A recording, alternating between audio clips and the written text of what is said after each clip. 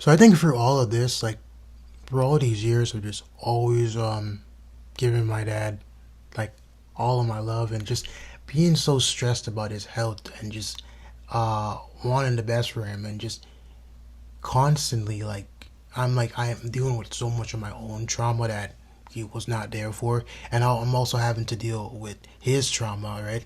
Richard, it's time for school.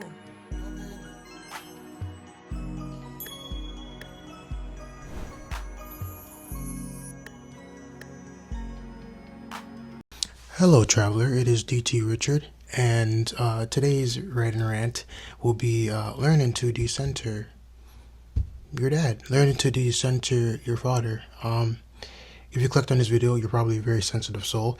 It doesn't matter if you're a man or a woman or whatever, but there is a percent of sensitive men out there. Some of them turn kind of evil and they go kind of the toxic route, or some of them are still here. I'm still kicking it, unfortunately. Uh, you know, Learning to decenter your father and your dad is kind of hard for sensitive individuals like us because we've always been sensitive, and even when we came onto this like road, like when we like were 4 or 5, 6, right? Like we've always been, like I think I was, anyways, we've always been sensitive, right? We've always been sensitive. Like your parents, they would be playing sad music, and you'll be in the back, and you would literally cry. Like you've always been in tune with your emotions, right? So to have a father that is not emotionally there, and you're, you know, you're a son that always has been emotionally like it's a gift that you have, right? And your father has been physically there, but emotionally not there. I think starts to be a lot of inconsistencies in like the relationship between a father and son that are like that. Um, and I've noticed it in my own life because I just feel like my whole life, and oh, sorry, what also brought this whole thing up is because I write Boys Who Feel, and I just read about all this stuff, and right now I'm writing my book, and it's just hitting me, right?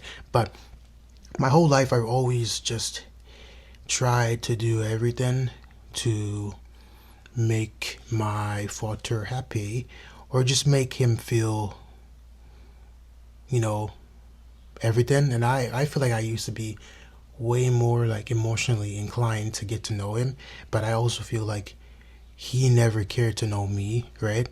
So I feel like my whole life, I've tried so hard to do so much things to like just feel close to him, or just like to make sure that he like finally kind of changes and like is like kind of like shows that he cares, but none of that stuff works. And you probably noticed that too, that like no matter what you do, like no matter what you say, no matter how much gifts you can give, like I feel like um, it would just be better to decenter uh, your father, because you know whatever like mind that they have, whatever like emotional like level they're on, that's gonna be their level they're gonna be on until the day they die.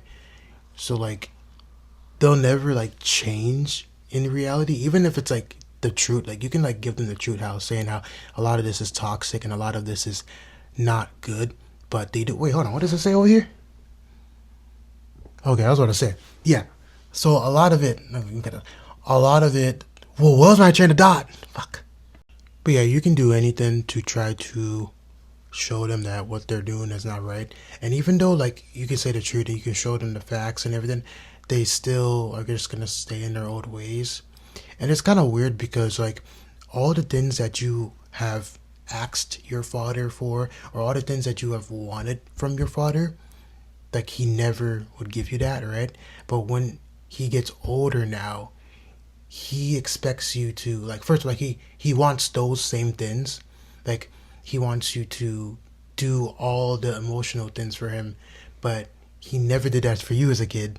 So it's kind of weird how he wants that now. Like for example, I always give my parents gifts. I'm a pretty good gift giver, to be honest. But I always give my parents gifts, and I gave my like for years. I've always given my father like perfumes or colognes, whatever. Right? He likes to call it cologne, right? I always give him colognes, but I never. I'm not a fan of what are they called again? I'm not a fan of cards, right? I just like anytime I gift anybody, I don't give them cards. I just right. I love speaking. I write, right? I write, so I love to write stuff, but I don't like giving cards. I just get like giving the gift, right? So I remember there was this one year when I gave him, cologne and a gas card and all this stuff, right? And after I remember when there was like a couple months later, like we were arguing, and he was like telling me, oh,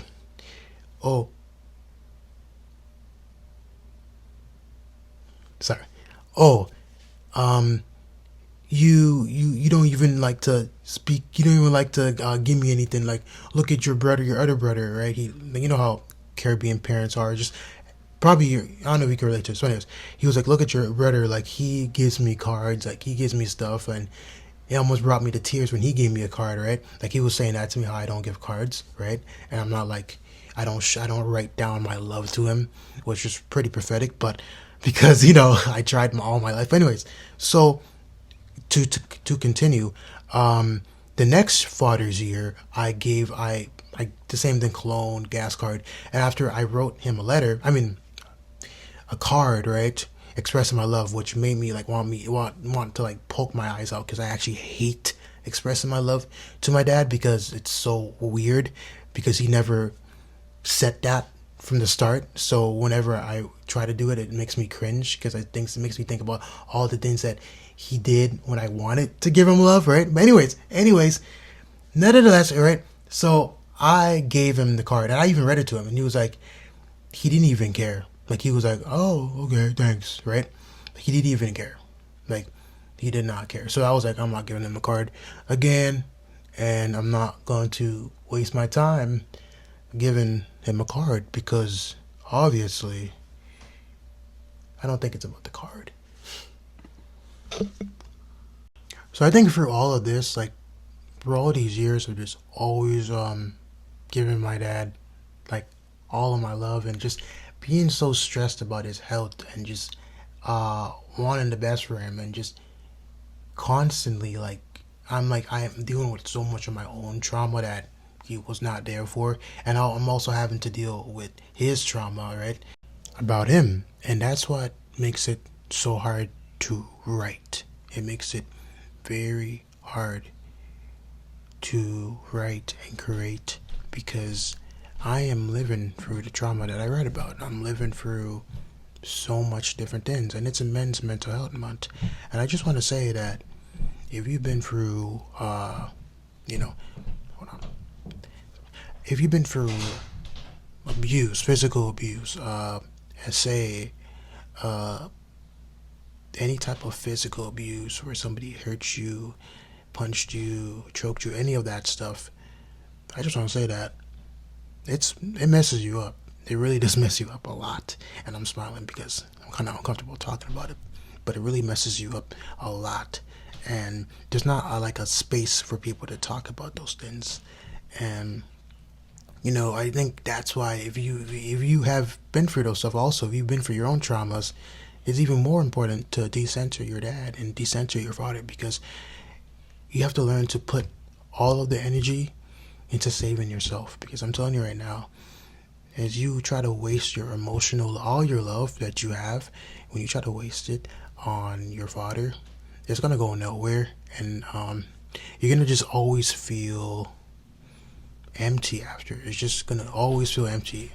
Sometimes people do change, but a lot of times people don't change, and people kind of just hold on to whatever feels normal to them. And something as simple as loving your kid and listening to your kid and giving your kid the affection, that's not normal to a lot of people. So they have to stick to their normal and stick to their culture that is very backwards to feel some ounce of their identity, because their identity is rooted in foolishness. So you know um, so that is what I wanted to talk about. That's all I want to talk about. Learning to decenter your dad. Learn to decenter your dad. And my name is D.T.Richard. I write Boys Who Feel. Yeah, this is just a writing rant because, I just wanted to express how I'm feeling as I'm writing my book. Because my book, oh my gosh, like right now, I'm on my fourth draft and my character is going through it right now. And it's just hard to write it because it's like so much. But I love you, traveler. Always remember me because I always remember you. And peace out. I am. Next videos will be more, moving around and stuff. But I just wanted to talk about this. So yeah, I love you.